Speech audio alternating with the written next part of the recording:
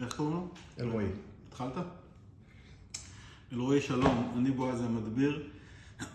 עמית, באתי לכאן ככה, עמית התקשר, אמר באתי בלי לדעת יותר מדי על הדירה, אז בעצם אני עכשיו מסביר לעמית ולך מה העניין ביחס למה שעמית אמר לי. מה שעמית אמר זה שיש לך תיקן אמריקאי בדירה. אנחנו בקומה 4, נכון? כן.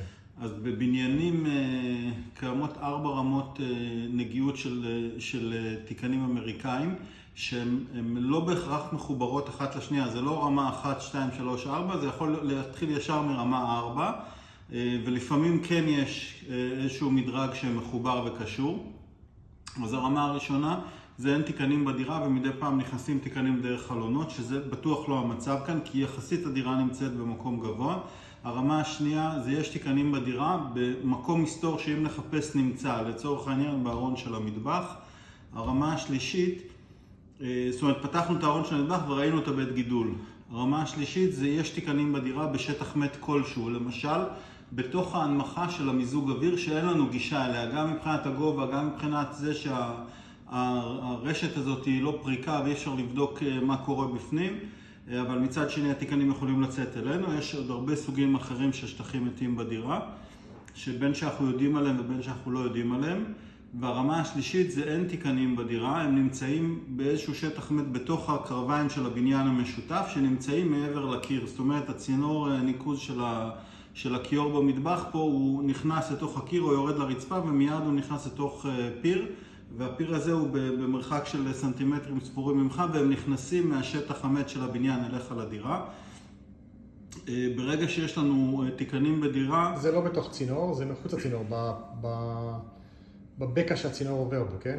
כן, כן, איפה שיש את החור שדרכו הצינור נכנס לקיר, והם נמצאים בשוליים של הצינור, בין הצינור לבין הקיר עצמו. והמרווח הוא עניין של מילימטר או 2 והם עוברים, זה לא בכך מרווח שרואים, וגם המרווח עצמו יכול להיות בשטח מת. זאת אומרת, אם זה צינור ואנחנו רואים 80% ממנו, אז זה יכול להיות בשטח המת כאן, שאפילו לא נראה אותו. מאוד קשה לראות את המרווחים האלה.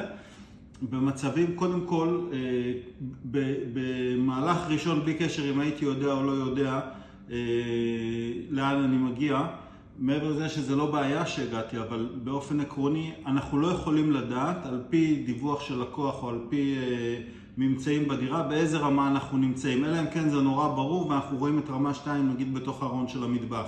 אז נורא ברור לאן זה הולך. אבל אם יש לנו תיקנים בשטח מת, אם זה רמה 3 או 4 אנחנו לא יודעים. אז מה שעושים בשלב ראשון זה מתחילים לטפל בטיפול הקונבנציונלי הרגיל. כלומר לצורך העניין או ריסוס או ג'ל.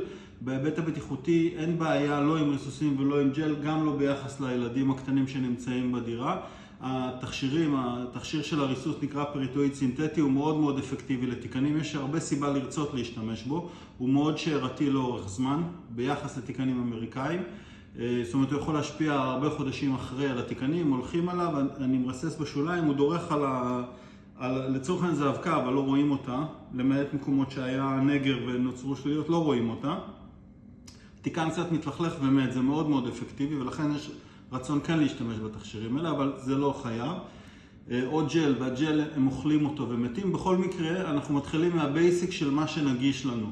אם אנחנו ממשיכים לראות נגיעות של תיקנים, אנחנו צריכים לעבור לשלב ב', וזה אומר להתקין מלא מלכודות בדירה. מלא זה בערך סדר גודל של 100 מלכודות בדירה כזאת, זה המון, כל מטר כמעט אני שם מלכודת. ואז מה שקורה עם המלכודות, שיש לי חם קר. אני רואה לפי מתוך ה-100 מלכודות, מלכודת מספר 70 היא זו שלוקטת כל הג'וקים. ואז אני יודע שמלכודת מספר 70 ברדיוס של המטר שלה פלוס מינוס, התיקנים נמצאים. וזה עדיין מחייב אותי להמשיך ולחקור מאיפה הם הגיעו. כי המלכודת 70 יכולה להיות פה מאחורי הארון הזה, ואני לא בכך יודע מה יש מאחורי הארון הזה. ואז אחרי שמיפינו את הבית ואמרנו, אוקיי, שללנו את כל האפשרויות ויש לנו רק את מלכודת 70, אז אנחנו אומרים, אוקיי, מה אנחנו עושים עכשיו ביחס לארון הזה? אפשר להזיז, אפשר לפרק, לא מפרקים, יש לנו לאן להמשיך. אבל זה המדרג טיפולים בתיקנים. מה שאני מציע עכשיו, אחרי זה נדסקס את זה עוד קצת עם עמית, אנחנו נתחיל מבדיקה עם פנס, מאוד מאוד אפקטיבי, כנראה שאני לא אמצא כלום, כי אם אני אמצא כנראה שגם אתם הייתם כבר יודעים לכוון אותנו ואת עמית. בדרך כלל זה בשטחים מתים, ואם לא נמצא, אז נעשה את הפעולת הדברה הבסיסית, שהיא מאוד מאוד אפקטיבית, למעט המקרים כשהיא לא עובדת, אז מה שאנחנו צריכים לעשות זה לעבור לשלב ב' וזה המלכודות.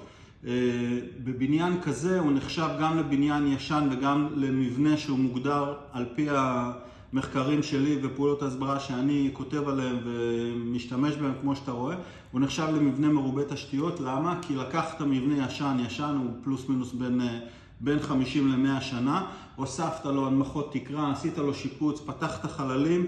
ברגע שיצרת את כל הדברים האלה, בעצם פצעת את המעטפת המקורית של המבנה, וחיברת אותה לתוך הקרביים של הבניין בצורה יותר יעילה מבחינת התיקנים, ואז בעצם הבעיות האלה נוצרות. מה שאני אומר בעצם שהבעיה הזאת תלווה אתכם לכל החיים בדירה הזאת, לא בהכרח ברמה קטסטרופלית, אבל כל הזמן יהיו כאן תיקנים, ואנחנו נצטרך למצוא את הפעולת הדברה האופטימלית.